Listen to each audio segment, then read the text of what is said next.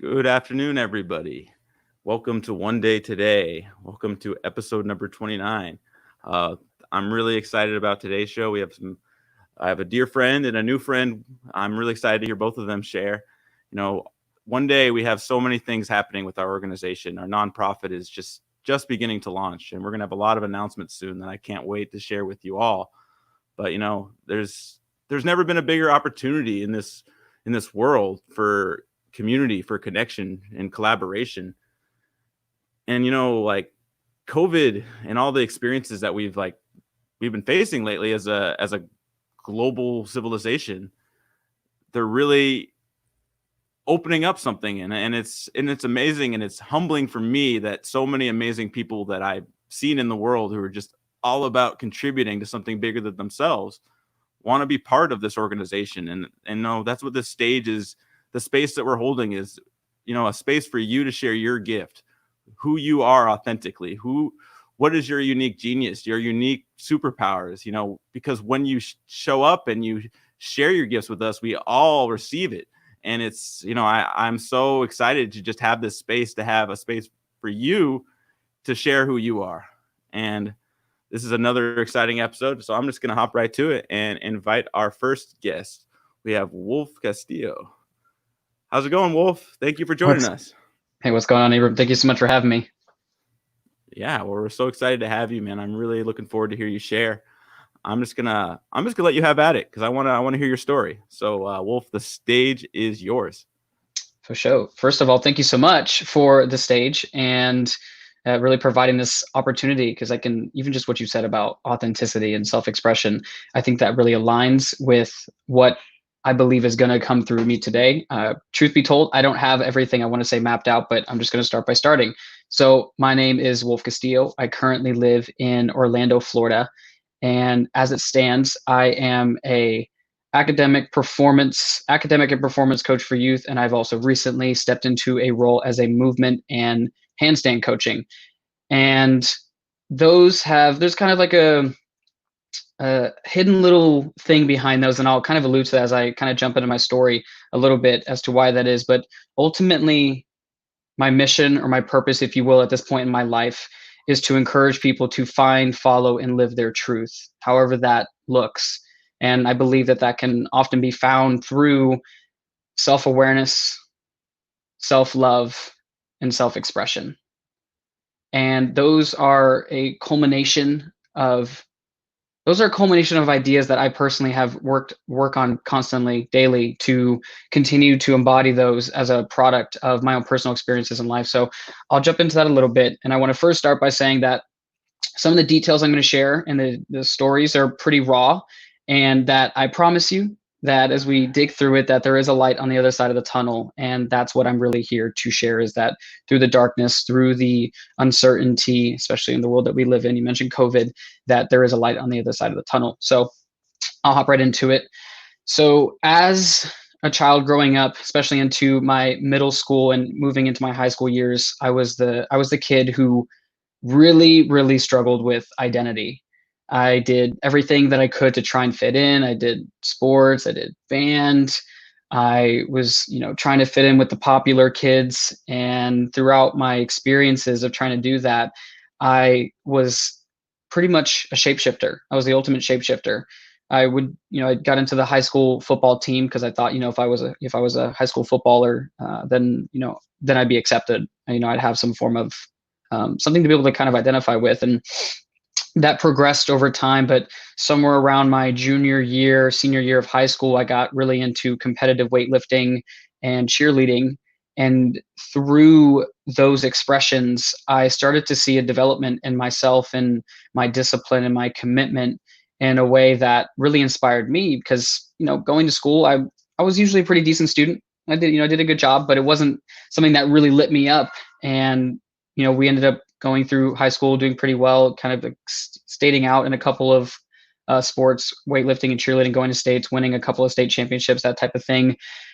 Graduated, went to college as a good kid does these days. So we're told, right? Go to school, get good grades, get a good job. So I dual enrolled, got into Valencia local community college, eventually went to UCF, which is not too far from where I live now.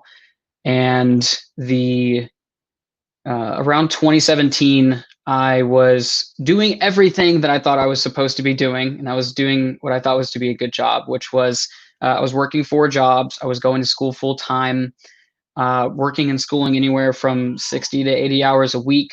I had a girlfriend at the time, and just from working and schooling, I was paying my way through college, no student loan debt, and was pretty much like taking care of myself. I thought I was doing a pretty good job.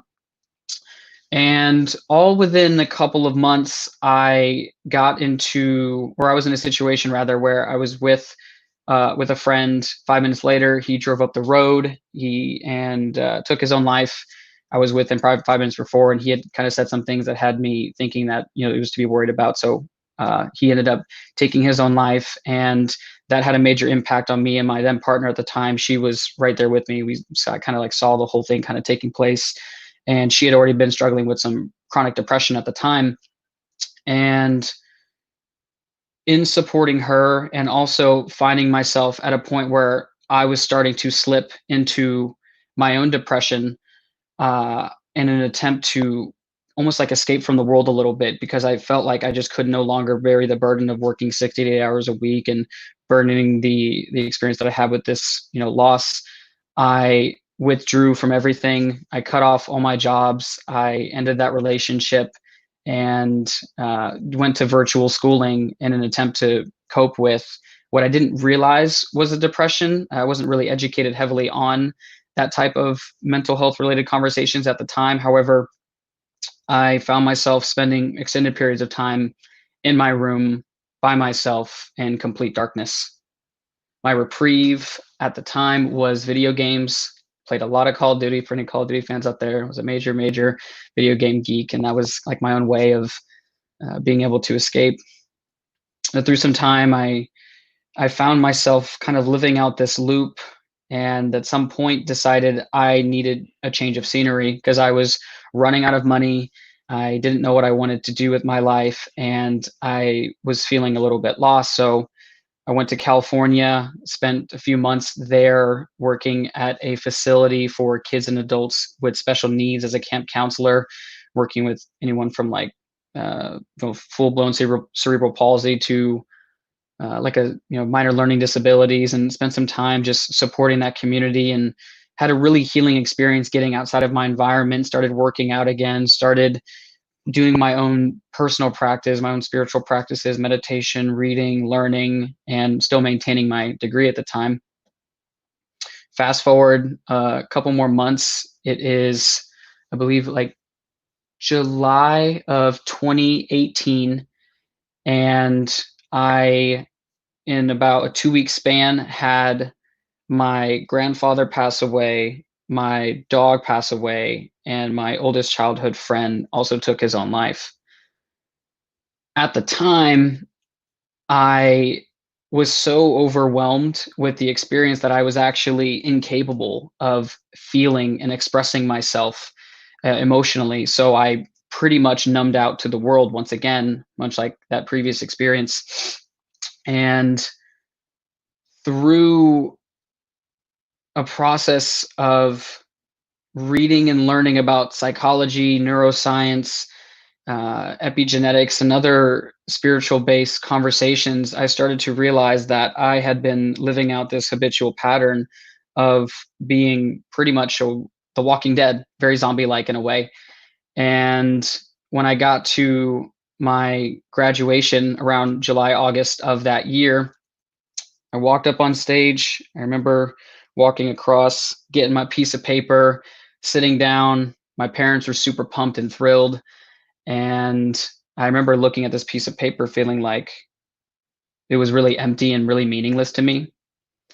And it was at that time when I realized that the reason why I was getting that degree had little to do with what I wanted to do with my life, and had everything to do with wanting to appease my parents, society, go to school, get good grades, you get a good job. I got my degree, I got good grades, and I was miserable, barring obviously, some of the experiences I had, but I also just felt like I was more lost than I was even before I had even got on that path to begin with.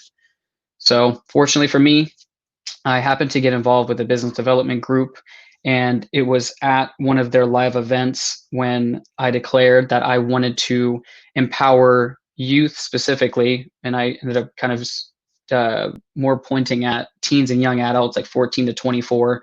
I wanted to help them live the life of their dreams. That was the first statement I ever had, which I realized, more now is a little bit vague, but I wanted them to live the life of their dreams because I didn't want a young person, to get to 22 years of age doing everything that they told that they were supposed to do, to realize that it was not necessarily that it was all for nothing, but that it had very little interest in what that person genuinely wanted out of their life, and asking them the important questions that would ultimately move them in the direction of their goals and aspirations. So I started doing that business development around that idea, and found myself kind of being pushed in the direction of teaching kids about how to get good grades and things like that.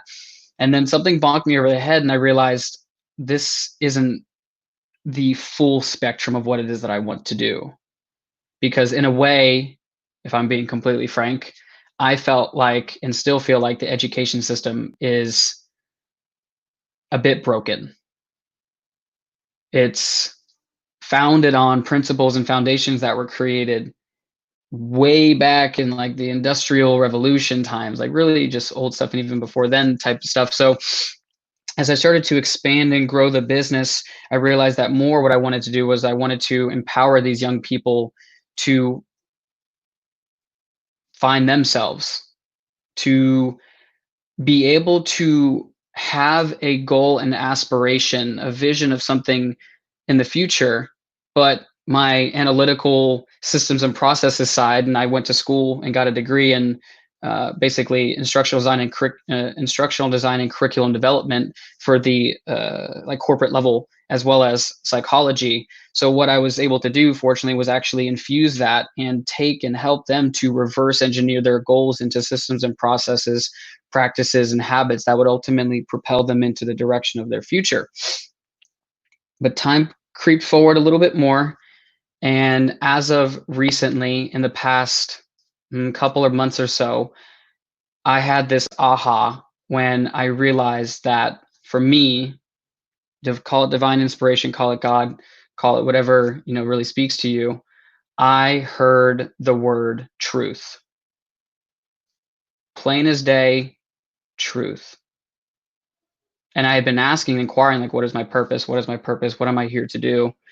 And what came full circle for me in this moment when I, clear as day, heard this message of truth, was that my mission here is to be the physical embodiment of truth, having those difficult, scary, and uncertain conversations, and helping to propel the conversation of radical love and acceptance towards all people, and inclusivity on a grander scale. And at the core of this truth, I realized, was really self-expression.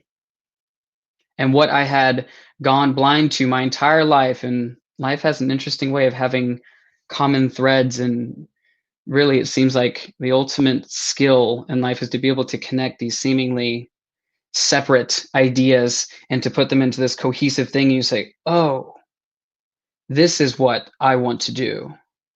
And what I want to do, and what I am actively creating my vision, is stepping into my role as a movement coach, a handstand coach. And in general, what that means is helping people to learn how to express themselves through movement, because I think that one of the greatest gifts that we can ever give somebody is the power and the belief in themselves. Because when we believe we can, we are more likely to do the thing.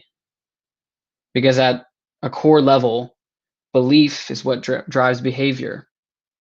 So my long-standing vision is to create this commune, if you will, where there is this on-site community where we're teaching people about self-awareness, about self-expression through various forms, yoga and mixed martial arts, and strength training, physical movement as the physical side, as well as a hub of learning and education, teaching about deeper philosophical and spiritual ideas that help to propel us towards our vision and what really inspires us going forward. And of course, doing it at the level of community, because I believe wholeheartedly that in order for any massive shift to occur in the world, it takes us coming together as community. And I think that's why this one day community is so important. And this idea of one day we create this unification. It comes when we teach people at large the importance of knowing and understanding themselves, loving themselves and the people around them, and feeling safe and comfortable to fully express themselves, of course, with respect to others, but fully expressing themselves in a way that allows us as a collective to create more inclusivity and love at large. So, my lasting message, if you will, is for anybody listening is we can't get back the time in the past that we feel like we've lost. All of my experiences, and I said I was going to kind of bring it full circle with the struggles that I had, all the things that I went through at that time, I didn't know why I was going through them. I felt like I was at a loss. And even COVID now, it's been woo! It's been a ride. It has been something. I don't know about you guys, but it's been we're just like all over the place. And if I can leave you with anything, is that the teacher is always silent during the test. And maybe you're being tested right now. I think we're all being tested a little bit. But if we can band together, choose truth, choose love, and choose each other, I think that that is when we create a world that one day really inspires us. Thank you for listening. My name is Wolf. Wow. Thank you for sharing, Wolf. That was incredible. There's so many things that like stood out and resonated with me, and I'm like, I really, I acknowledge your coming full circle. You know, all the things that you've experienced and you've been through, and you have not only power despite that, but you were showing kids and youth how to overcome that themselves, and that's what's like that inspires me because you know it's like humans are like diamonds and pearls. You know, under pressure, our beauty can shine, and I Mm-hmm. think you're like a living proof of that. And it is awesome and it's beautiful that you're sharing that gift, and I just appreciate you sharing that gift with us. I have so many things that I could talk to you about. That was really amazing. Your whole story and your positive outlook, and you know, seeing there's so many keywords you said, and I have a lot of questions. But my first one is, what when you said there's a moment that you heard the word truth, and I would love to dig into that a little bit. What does truth mean to you?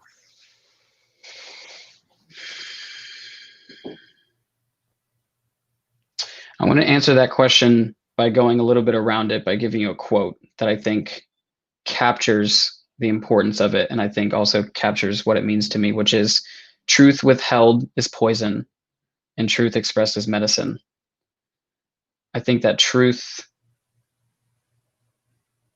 in its rawest form is a commitment to love and honesty for the collective, starting with self. Beautifully said. Yeah, that's I had a similar experience with truth, which I mean a lot of your story resonates with me, and especially when you're talking about being withheld. You know, from this, like life happens, and sometimes we withhold who we are, and we don't want to shit. We like instead of it's like overcoming uh that fear of everything we went through. We don't want to be out in the world. We want to withhold who we are. And I mean, you're Mm-hmm. talking about video games. I had the same experience when I was younger, and I know a lot like of youth today as that, you know, we anesthetize ourselves with hiding from ourselves. And I think you hit the nail on the head with, you know, self-expression. And it's like I was afraid at my lowest point before actually experiencing who I really was. I was what I was afraid of the most is what I ultimately wanted the most, which was my self-expression. I was afraid of my own self-expression. Was Mm-hmm. was that experience? Was that experience like that for you as well? I feel like self-expression and truth are so intertwined that sometimes it's hard to distinguish them, because to me, to be in truth is to be fully self-expressed, and to be fully self-expressed is to be in truth. Because to be in truth is actually, this is probably the easiest way I can describe my definition of it, is to be in alignment. To be in alignment with my values, with what I believe, with what I stand for. And it really is, and this is a tough part, it's like a second by second, moment by moment choice.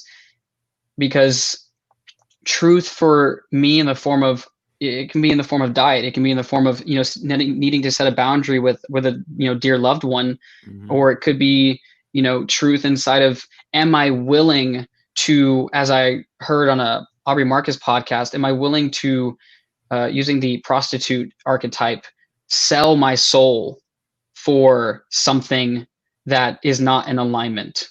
Am I willing to kind of dole myself out? So kind of circling back to your question, absolutely. Like, I think self-expression repressed is what often leads to depression. For some of us. I know for me, it was that way. Yeah. Oh, I can definitely appreciate that. So, with the work you're doing now, and how you are empowering others to see their and experience their truth, what's the first thing that you do when you meet with somebody who's, is it, in my experience of like talking to someone who is pursuing their truth, it's like when they're ready, it's like it has to be their decision. It can't be like, hey, you need to change, you need to transform, you're bad, you're wrong. As soon as you like tell someone what to do, they're not right. Like, but what I've experienced is people, including myself, as soon as I knew that I wanted to face what I was afraid of, I was ripe for my own transformation. So like, what do you do? What do you tell people who maybe are on the brink or not sure if they want to face themselves? I like what you said, ripe for that transformation. You are, without a doubt, 100% correct that you can't force feed someone. You can lead a horse to water, but you can't make it drink.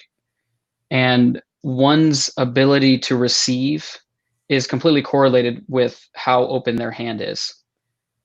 Dropping all these random little, pithy statements. But the point is that if I can have all the knowledge in the world on how to potentially solve someone's problem, but if their hands closed, it doesn't matter. No one likes being force fed. No one likes being told what to do. Right. So the best thing that I can ever do, I think, is if I have an idea for how I could potentially support somebody, but they're over here, my job is to come to them. My job is to see it from their eyes, because right now you see what you see and I see what I see. But until I show you, you don't know. So it's my job, and I think anyone's job who's in any level of support and wanting to help someone else, is you have to be in their world to really get it. So I think that it's going over into their world. And once you go into their world, it's saying, got it. Where do you want to go? Very simple. Where do you want to go? And then from there, I actually created, this was something that one of my coaches and I built out, but we actually turned WOLF into an acronym, and basically a process that someone can kind of take themselves through in order to land in a space where they have at least a clear vision to start for where they're going to go and actions to get there. So first you have to know where you want to go. Then once you know where you want to go, naturally we would ask, well, why do you want to go there? Simon Sinek did an absolutely brilliant talk with this. He wrote a book about it called Start With Why. And we've already shown that the why is actually more important than even knowing where you want to go. Because if you don't know why you're going there, the why part is associated with the part of the brain that is aligned with decision making. Usually it's ever relating to the limbic system of our brain, which is connected to our emotions. So I want to know where a person wants to go, and at a core level why they want to go there, because where I wanted to go was, let's go to college, but my why was because I wanted my parents' approval. And that's not good enough anymore. And my hope is that if you get nothing else from talking with me, even if it's for 5 minutes, is you know where you want to go and you're doing it for you and for nobody else, because that's truth. Wow. I love that you brought up Start With Why, actually, because our next guest, Sophia, introduced me to that book.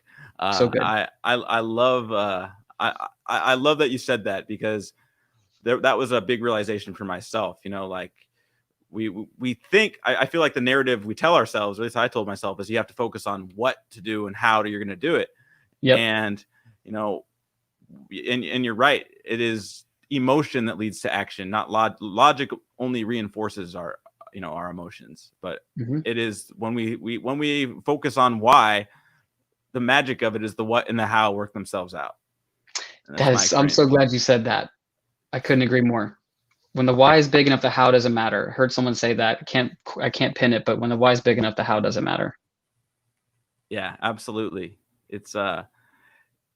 I'm so glad you brought that up, because it's the why no matter what you're doing. When you know why you're doing it, when you know who you are, and it's like, this comes full circle when you're saying experiencing truth. And in my experience, I had a similar period in my life where I was like pursuing truth without even knowing what it was. I would search, Yeah. it was like there was suffering in the background, but I was like, I was ripe, and I was searching for whatever that one thing is. But I would read Hmm. philosophy, psychology, theology, scripture, religious studies. Like I would just read, and like I would see these dots, like, and it's like I didn't know what to do with all that information, but I would see, like, yeah, I have like a whole board of like, okay, when they're saying the word flesh, maybe that's the same thing as ego, maybe that's the same thing as id, maybe that's the same thing as identity. So it's like connecting all these dots, and like, but it was all like knowledge. It was all in my knowledge in my head. And when Hmm. I fully experienced myself, like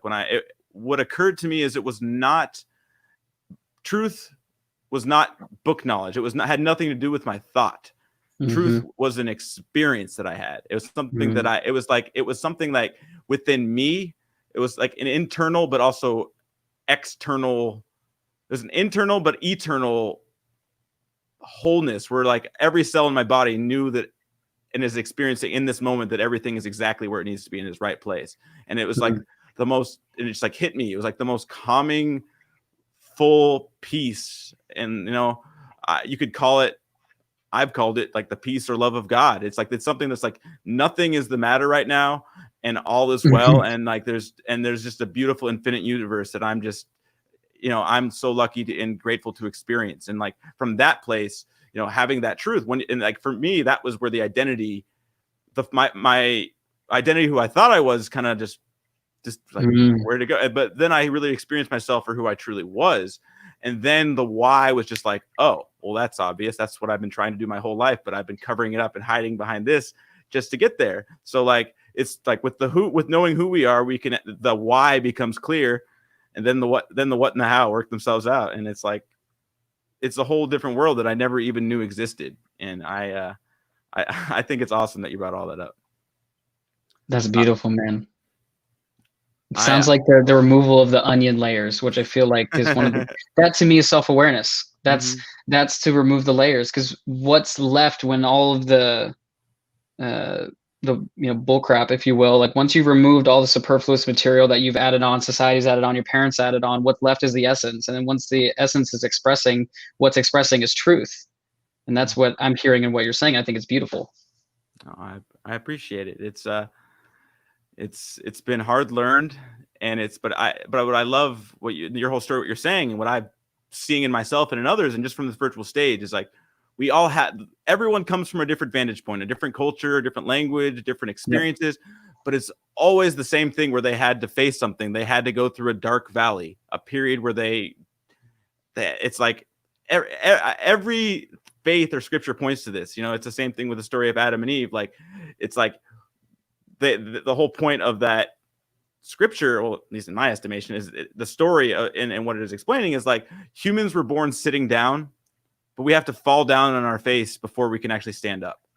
And like, Mm. and there's so much more to life when it's like, oh, like I didn't even know life could be this. And it's like, we don't know it. And it's like, butterflies don't speak the same language, or caterpillars can't speak the language of butterflies. It's like, Mm. you don't even know what you're looking for until it's like, oh, it's been there the whole time.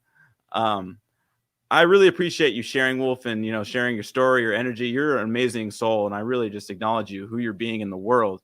I wanna ask you one more quick question. I'm going to have Sophia, our second guest, share, but we're going to bring you back and love to chat with you. But I have one question for you. What does one day mean to you? And to give you the context of that question, usually when people use the phrase one day, in my experience, it's like, one day I'll be happy, one day this will happen, one day we'll do that. But it's always a casting to the future, something we're ultimately avoiding responsibility for. And that's kind of why our tagline is one day is today. It is one day is not someday maybe, but not now. One day is a right now experience. It is a way of being. But that's my answer. But there's so much more to it. And you mentioned that phrase, and I'd be curious what that means to you. What does one day mean? Right before we got on here, I had mentioned to you that if you'd heard the song "One Day" by Modesty Yahoo, and couple of lyrics are, "One day we'll all be free under the same song, singing songs of freedom like Hey-oh." So it's like it's singing this about this distant future. And what my head said right as you asked that question was, one day is today. And then when I was like, okay, well, what does that mean? It reminded me of someone's work who I deeply admire and respect, who's Dr. Joe Dispenza. He's been one of my mentors on basically learning how to rewire the brain, the subconscious, things like that. But one of the things that he says is that as long as you are anchored in your past is being projected into your future, and now you're presently living out your past. Right. And until we rid ourselves of these patterns, of these tethers, if you will, Michael Singer reference from The Untethered Soul, we will never be free. So to me, one day is knowing and having a clear vision for the future, and then living in this moment every single day, every single moment as a product of that. And instead of it seeing as something I'll achieve one day, it is I'm already there, and now it's like looking down and saying, I'm already here, what do I need to do? Versus looking up and saying, one day I'll be there. It's like, we're already here, and now what do we need to do? Let's go to work. I love it. I love it. Beautifully said. That's awesome.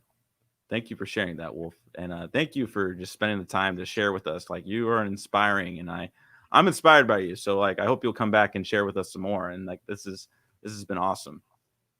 I'm very, very grateful that you carved out this time. I know there was some figuring some things out. This almost didn't happen, but I'm just really grateful that you are doing what you're doing, that you're creating this community. And again, thank you for everything. Thank you, brother. I appreciate you. All right. I want to say hello, everybody in the audience. Thank you for tuning in with us. Thank you again, Wolf, for joining us. This has been this whole stage experience has been amazing because I meet the most incredible people, and it's so encouraging for me to just see the beauty in the world that in the midst of a pandemic, you don't expect to see, and because we're seeking for all the beautiful people, like they're all falling out of the sky. And I'm just like, I feel like every day I learn something and I get inspired. So I'm so grateful for Wolf and for Sophia, our next guest. But I also want to invite you to join us on our stage. You have a unique gift. You have a unique passion.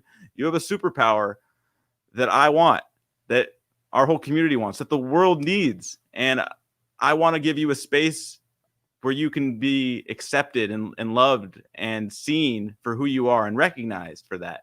And we want to give you a space to share your gift because you have it. And if there's like a little inkling that you're not sure, like maybe I'll do it, but I don't know what I would share about, like that's perfect. Like that's exactly where you need to be. Like you have so much to give to the world, and we want to allow the world to see how you shine, because like what you bring is something that gives something to me and to all of our brothers and sisters, all of our neighbors. And that's what this space is for. So this is an open invitation. So here one day, our mission is bringing you and I and communities together in joyous celebration, unifying humanity in our diversity to create a better world for us all. And that's what we're doing with, one conversation, one story at a time. And this is about to get even bigger. You're going to find very soon when we make some announcements, like this is only beginning, this stage, but also this whole movement and organization. We have an abundance of leaders and collaborators. And the best thing about the people who are collaborating with us is they're lit up by doing the work that that contributes to everybody. So it's like we can't lose because everybody is just filled by contributing and by serving and loving. So this is your community, and I want to welcome you, and this is our mission. Next, I would like to invite our next guest, dear friend, Sophia Olivas. Hello, Sophia. Hi. So good to see you as always. How are you today? Wow. I am amazing. And your collection of beautiful souls, Abram, is just an amazing treasure. Like, how articulate. Like Wolf, like this is my first time ever hearing of him and meeting him. And what just a beautiful, precious soul. And this is why I'm so in love with this planet and the inhabitants of this planet. Like humans are just the most amazing, precious thing. Seriously. And I love that you said that, because that's a lot of people wouldn't focus and say that. They'd think like, is it? But it's like, that's the world I see. And I think we are what we focus on. And I think that's amazing that there's so much beauty in the world that's so, that just, we don't even acknowledge, because it's like, sometimes it's like, it's hidden, because it's not, by definition, anger is a lot louder than peace. And I think you're right.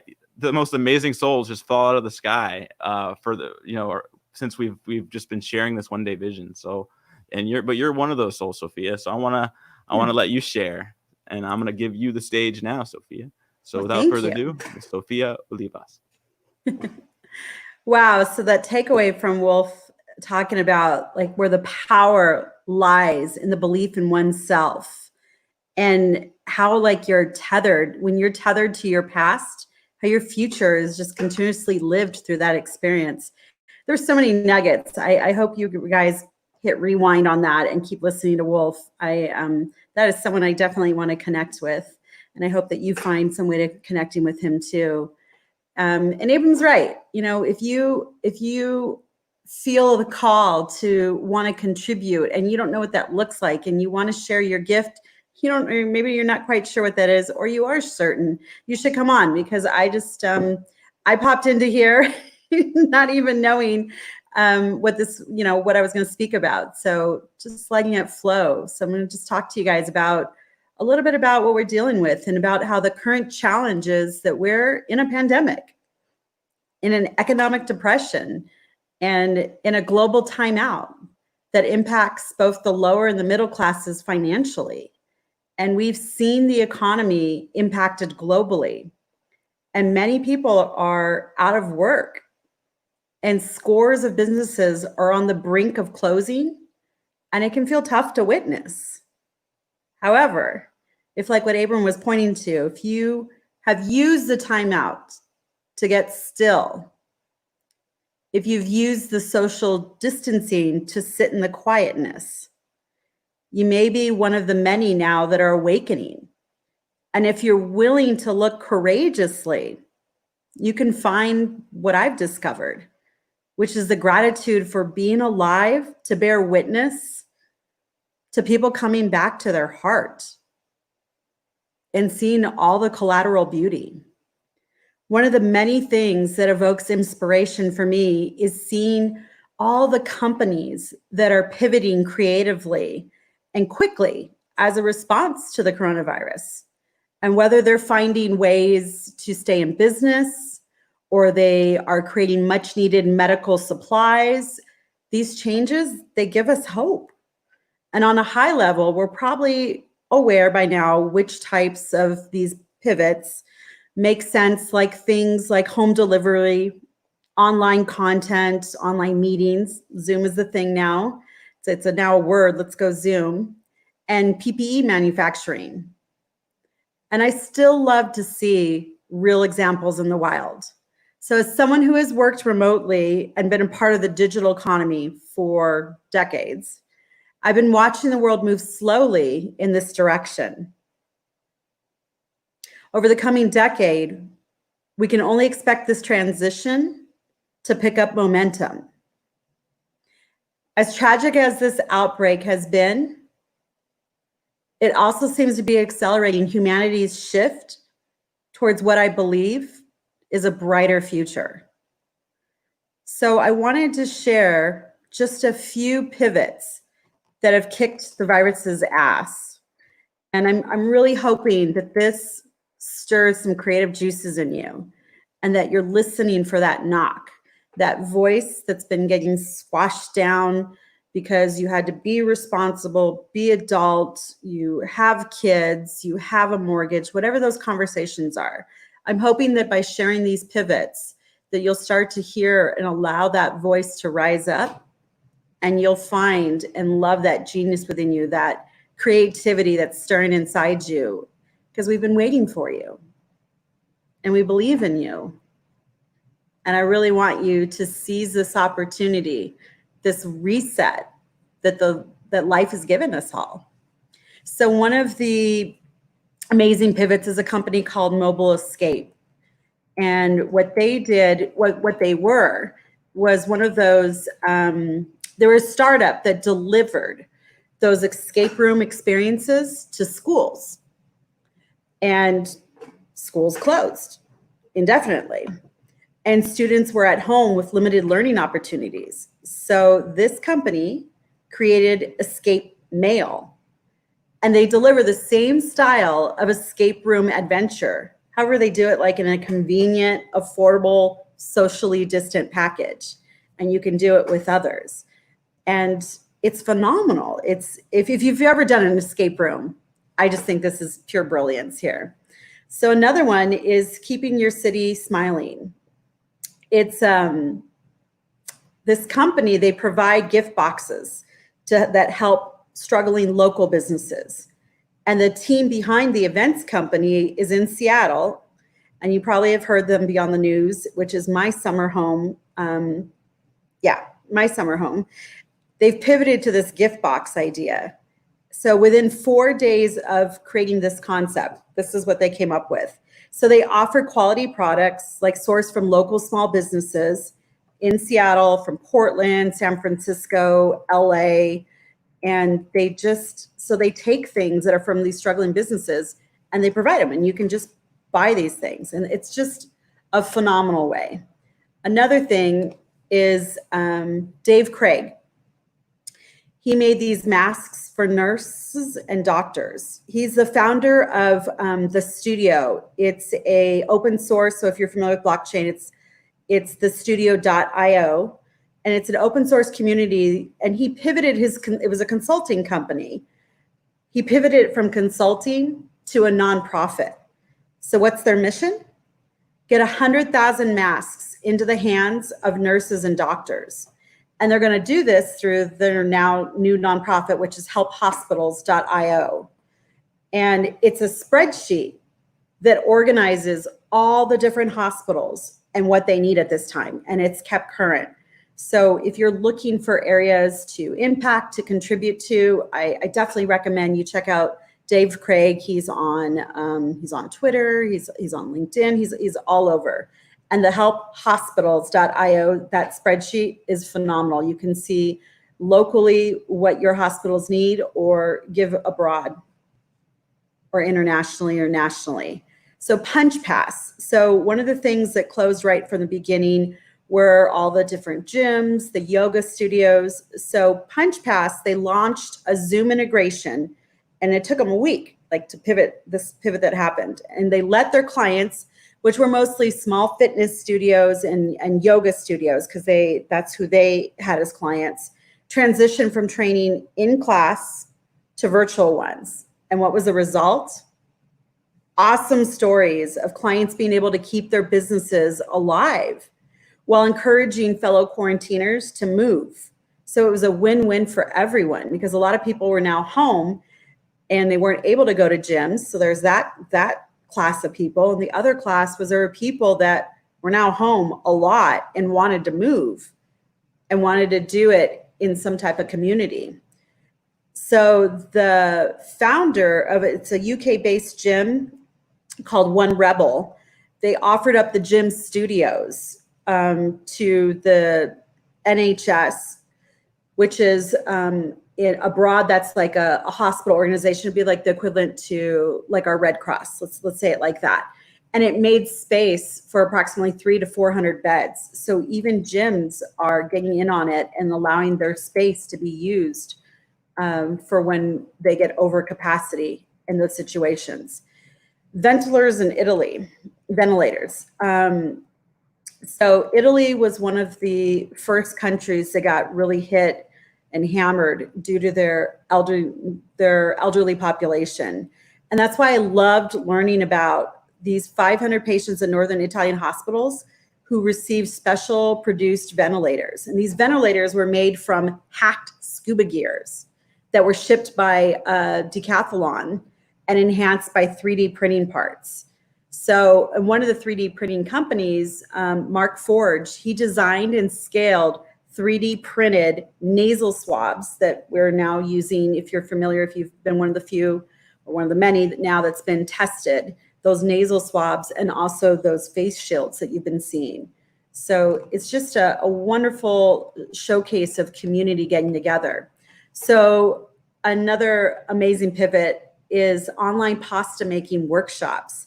I hope, whether you enjoy cooking, whether you're into that stuff, that you will please look up. There are so many amazing chefs, at-home chefs that were not professional chefs to begin with, that have these amazing YouTube channels. And they are so lovely. And they're so, I don't know, it's like being in the kitchen with your grandma.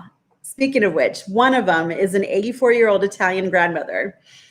And she had the perfect reaction to her country when it went down into lockdown. So Nonna Narina, she runs a pasta making workshop at 84 years old. That's what she did in the countryside, about an hour north of Rome. However, when the isolation measures got put in place, she had to cancel all her classes.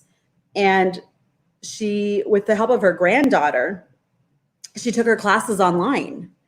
And she's just like, she's just so much fun. Whether you speak Italian or not, it's like music, cooking, just hearing her accent and her beautiful stuff, just sharing her culinary gifts digitally. And for those of us running out of ideas at home, it's the perfect creative way to get back in the kitchen again. And then there's cloud beds. Just days before the market crash, San Diego tech company called Cloud Beds, they raised the biggest round of startup money seen locally all year. And now the company is using its staff and its lengthy list of hotel customers to help find available rooms and beds for COVID-19 patients.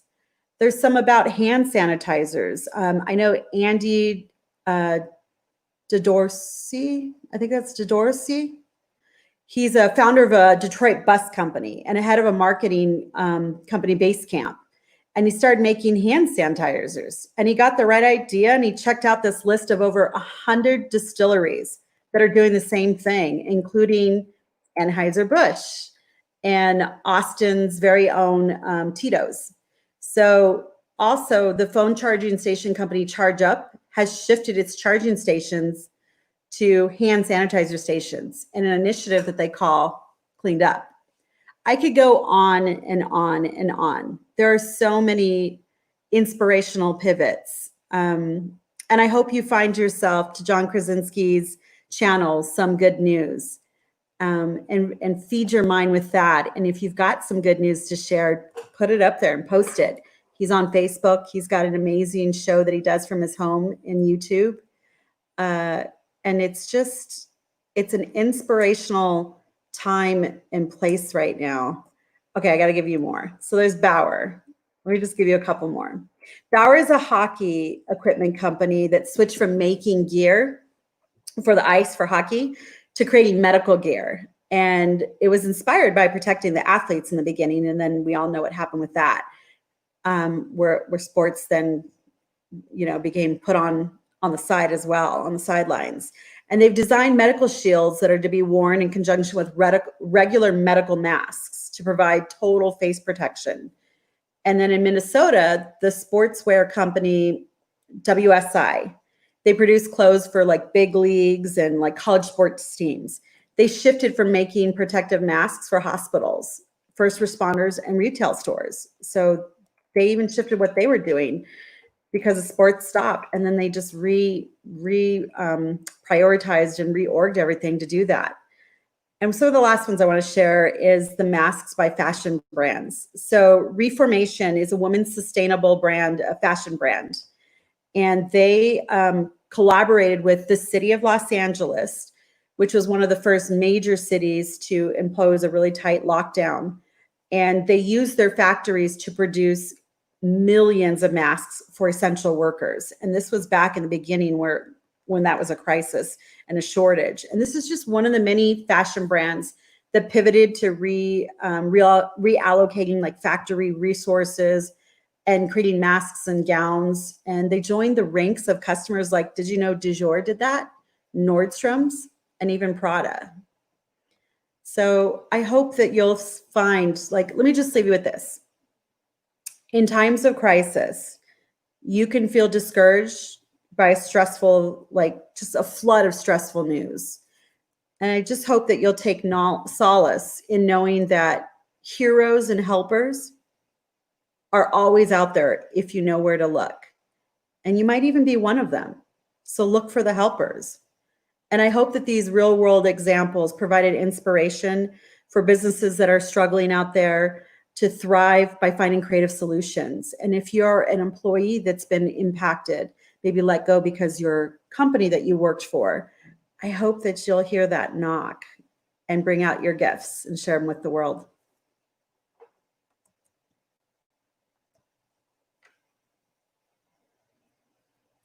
Thank you for sharing all that, Sophia. I You're was welcome. pulling up that Fred Rogers quote now that you said the helpers. Look I for was the looking through helpers. that graphic.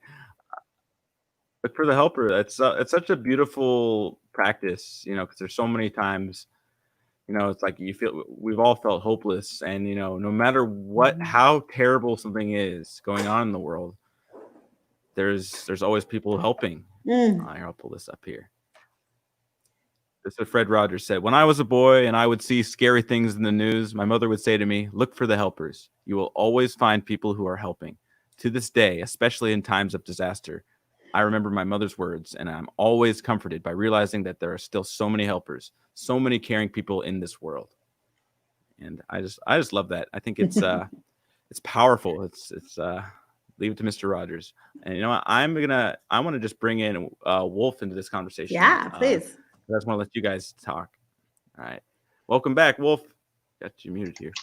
Here we go. Yeah. So, Sophia, I thank you for sharing all that, but I want to let you two talk because you're kind of referring to Wolf, and I just loved everything Wolf was saying, so I wanted to just kind of just bring this up. I know, such articulation and poetic. It's fantastic. First and foremost, thanks for dropping all those knowledge resource bombs. I'm sure there's, I mean, like, do you just remember all these? Did you just like remember all these off the top of your head? She's like, you have like all their social securities, first and last name, email, and like top three security questions and answers. Like you just had it like laid out. It was nice. I might have been off on some names, but I think that right now there's so many beautiful things going on that you could listen to the noise because that's really easy, right? Mm-hmm. So here's where I might somewhat disagree with Abram. It's not that anger, violence, and destruction is louder than peace and love and harmony. It's that it takes way less courage to be on that side. It takes way more courage to be vulnerable, to love, and to put your heart out there and put your gifts out there. So I love that's that. That's what I'll say about that. I like that. So when Sophia, when you like, was there a point in COVID? Because I mean, COVID keeps coming up, and I love Wolf. Yeah. I love that you were talking about COVID was like this. It was all over the place. Well, Roller was there a coaster. moment? Was there a moment like that for you, Sophia? Because I mean, you happen to be an expert at pivoting, and but like, how quickly did it like what was your experience like from? Because you helped me pivot in this experience, but like, was there a cliff before you saw that for you? That's a great question. So I am an incredible extrovert. And the reason why I am able to adapt so amazingly is because of my pivoting skills, for certainly that. It's also because I have taken time out to be alone in my life. I've backpacked over 30 countries, solo backpacked over 30 countries, and going into villages where I'm walking for hours and hours on my own, and in places where I don't speak the language and I don't know the culture or even the monetary system or a single soul. So for me, I also was a candidate for the United Nations representative at the time when COVID was just coming into the scene. And I was on a lot of WHO calls, a lot of World Forum calls and IMF and stuff. And they were already speaking about it. This was back like right after the holidays in early January. So I think that it happened for me a lot earlier than the majority of the population. And what was challenging for me was me trying to express to my friends what I was, all these calls that I was on and what I was learning. And, you know, people reacting to it less than accepting. So that was probably a challenging for me.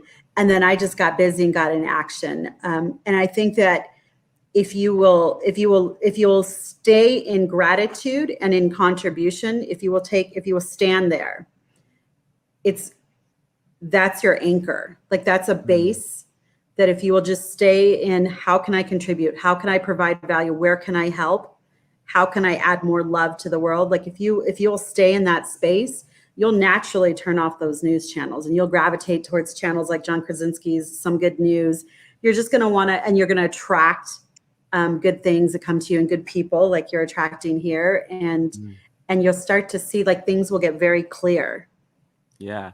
I want to turn to that. I love that you brought up gratitude. I kind of wanted to connect some dots that both of you spoke about and something that that's been in my space lately. And it's connecting the dots between gratitude and the past, because earlier, Wolf, you mentioned the past. I forget the quote you said exactly, but it was beautiful.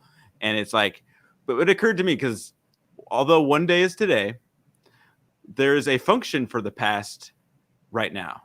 And what occurred to me, what I wrote, it was a profound thought, and it occurred to me that I actually wrote it down. I said, the purpose of remembrance is to create a space of gratitude. And because it's like kind of like, you know, if we're caught in the past or we're identifying with the past, all of our happiness is based on past events, we're not really living in the present. However, if we have all the beautiful experiences we've had or everything that led to where we are now, the past is very powerful as a tool and space for gratitude. And I'd love to hear your thoughts on if you agree or what you think about that. Either one of you. Okay, I was gonna say, was that to me or was just like making sure? This is to everybody. So I agree. I think that it's really important that we have gratitude for our past lessons, and I want to even expand that a little bit more and say that I want to start with the old fable quote that it often takes losing something for us to remember or to realize, you know, how important it was to us. Like you didn't know what you had until it was gone, right? That old saying. And that's when we look back and, you know, boohoo, like write in our journal, like, oh, I should have been more loving, or, you know, like just generally how it goes. You know, hindsight is it's a beautiful tool. And one of the things that, again, leaning back into Joe Dispenza's work, is if gratitude is the experience of thankfulness for something that has happened, then perhaps the way that we begin to have more gratitude is to not only have gratitude for what we have in this moment, but having gratitude for what even has yet to come.